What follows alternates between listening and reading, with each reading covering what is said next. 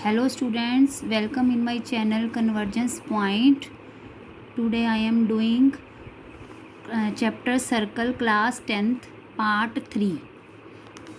इसमें हम आज करेंगे क्वेश्चन नंबर 9 ऑफ एक्सरसाइज 10.2.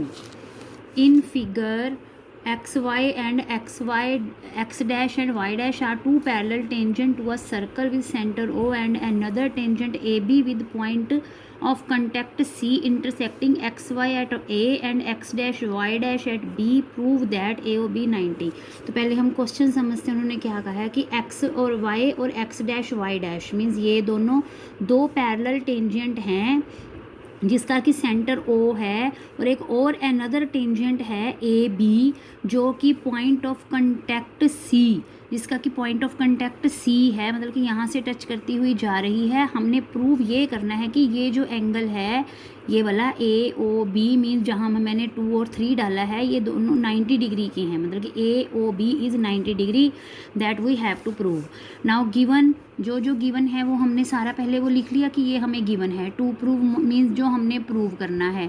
अब इसमें कंस्ट्रक्शन करनी है जो चीज़ें हमने नहीं दी, मीन्स हमें OA OB और OC हमें नहीं दिया था, हम तो सिर्फ टेंजेंट्स दी थी तीनों.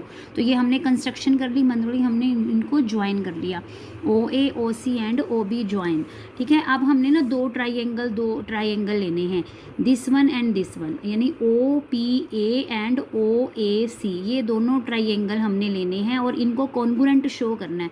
तो कॉन्ग्रुएंट के लिए हमें 3 जो होती हैं इसकी साइड्स या एंगल्स एनीथिंग वो हमने इक्वल प्रूव करने होते हैं. तो इसके लिए हमें क्या हो गया कि OP और OC ये देखो ये यहाँ से है ना दोनों, इट मीन्स ये रेडियस हैं तो radius always are equal, therefore OP is equal to OC. एक तो ये हो गया.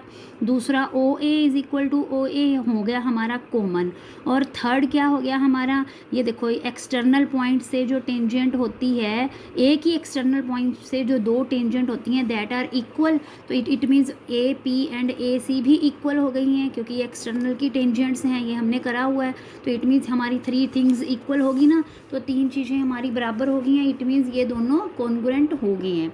अब कौन से रूल से, SS मतलब साइड तीनों साइड से हमारा ये कॉन्ग्रुएंट हो गया. अब मैंने आपको बताया कि जब कॉन्ग्रुएंट हो तो बाय CPCT से हम सारा कुछ इक्वल कर सकते हैं. तो बाय CPCT से हम कह देंगे कि एंगल 1 एंगल 2 के इक्वल हो गया क्योंकि ये दोनों ट्राइंगल कॉन्ग्रुएंट हैं. इट मीन्स एंगल 1 और एंगल 2 भी हमारा इक्वल हो गया, मतलब कि मैंने POA एंड AOC भी लिख सकती हैं और एंगल 1 एंगल 2 ईजी करने के लिए मैंने नेम दे दिया.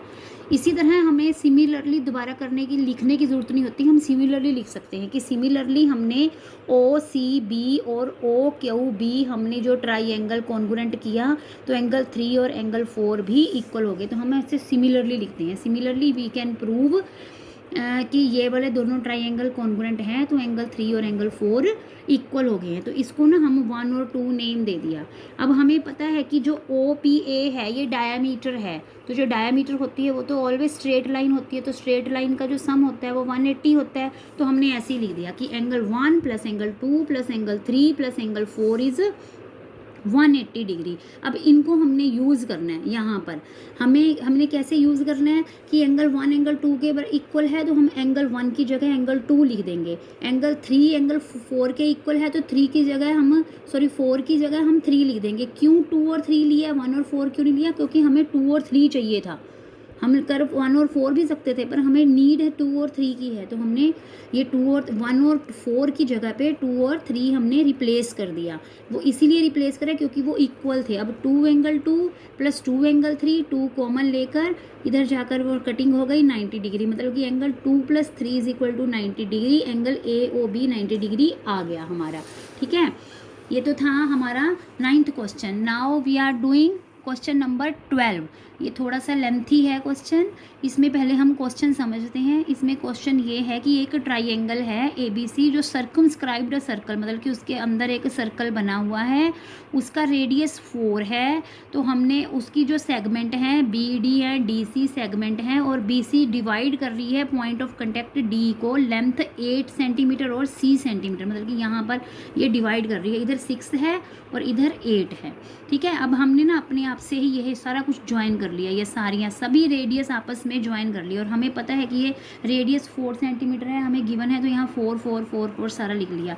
ये भी हमें पता है कि ये 6 और 8 है, इसको हमने अपने आप ही x मान लिया, ठीक है। ये 6 हो गया, वो क्यों 6 हुआ, क्योंकि ये टेंजेंट थी, ये टेंजेंट है, ये भी टेंजेंट है, तो दो टेंजेंट्स इक्वल होती हैं, तो ये 6 है, it means this is also 6, this is 8, it means this is also 8, because these tangents are equal, ये टेंजेंट इक्वल होती है ना, तो इसलिए हमने ये भी 8 लिख दिया, ठीक है। ये सारा कुछ मैंने लिख दिया। उसके बाद हमने क्या करना है, पहले मैं पूरे ट्राइंगल का एरिया फाइंड करूँगी, ट्राइंगल ABC।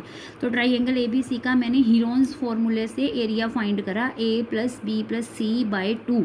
तो यहाँ पर AB + BC + CA by 2 यहाँ पर पुट करा। AB मतलब कि x + 6 हमने, क्योंकि AB दोनों है ना, तो हमने प्लस करके लिखी है। x 6 + 8 BC हो गई, x + 8 AB हो गई है। ये सारा प्रूव करके हमारा ये s की वैल्यू आ गई है। उसके बाद हमने s -a -S -b s -c लगाया, तो यहाँ पर पुट करा, देखो इधर पुट करा। ध्यान रखना जब -a लिखना है तो ब्रैकेट में डालना है, -14 -8 + x -6 + x, क्योंकि जब ओपन करेंगे तो साइंस शुड बी चेंज। तो ये चेंज हुए, x से x कटिंग हो गई, यहाँ भी x से x हो गई, तो हमारा ये आ गया। क्लियर, इससे ये आया हमारा। उसके बाद हमने इसको, ये हमारा सॉल्व करा। अब 48 है, 48 का मैंने एलसीएम लेकर इसका स्क्वायर रूट ऐसे फाइंड कर दिया। तो 4 के इसके पेयर बन रहे थे, 3 के नहीं बन रहे थे, तो 3 स्क्वायर रूट में रहा, 4 बाहर आ गया, तो ये बन गया ना हमारा। तो इसी तरह मैंने इसको मल्टीप्लाई करा, 14 3 = 42x + 3x²। ये हमारा अब ABC का ट्राइंगल आया। अब हमने क्या करना है, इन छोटे छोटे ट्राइंगल्स का भी एरिया फाइंड करना है। मतलब पहले इसका एरिया फाइंड कर लूँगी मैं, ये छोटे से ट्राइंगल का, फिर इसका एरिया फाइंड करूँगी, फिर इसका। तो ये जो ट्राइंगल का हमने एरिया फाइंड करना है, ये हमने कैसे करना है, ये जो हम पहले फार्मूला करते हैं, half into base into perpendicular से, half into base into perpendicular.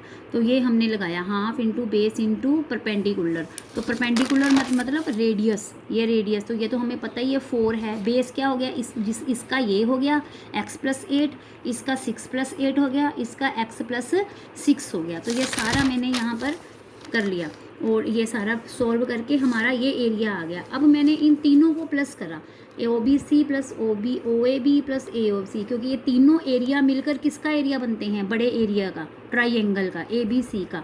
तो यहाँ तीनों को प्लस करके, ये देखो यहाँ सॉल्व करके मेरा इतना आ गया, ये सारा सॉल्व करके आया। अब मैंने एरिया ऑफ ABC हमने पहले फाइंड करा था, ऊपर कितना आया हुआ था हमारा, ये हमारा एरिया आया होता ना, तो इसकी जगह पे मैंने इसको लिख दिया।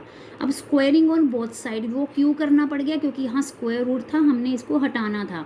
तो स्क्वायरिंग ऑन बोथ साइड जब करा, तो इसका स्क्वायर रूट हट गया, 4 का स्क्वायर 16, स्क्वायर रूट हट गया, और इसका भी स्क्वायर सॉल्व करा, 4 का स्क्वायर 16, ये बन गया A + B होल स्क्वायर का फॉर्मूला। सारी वैल्यूज़ को एक तरफ लाकर हमारी ये क्वाड्रेटिक बन गई है। क्वाड्रेटिक से अब हमने इसका वो कर लिया, इसके फैक्टराइज बनाकर x की वैल्यू आ जाएगी 7, और एक -14 तो रिजेक्ट हो गई है, और AB क्या बन गई है, x + 8 मतलब 7 + 8, AC x + 6 थी, मतलब कि 7 + 6 ये 13, हमारे पास ये वैल्यू आ गई है। Okay, thank you.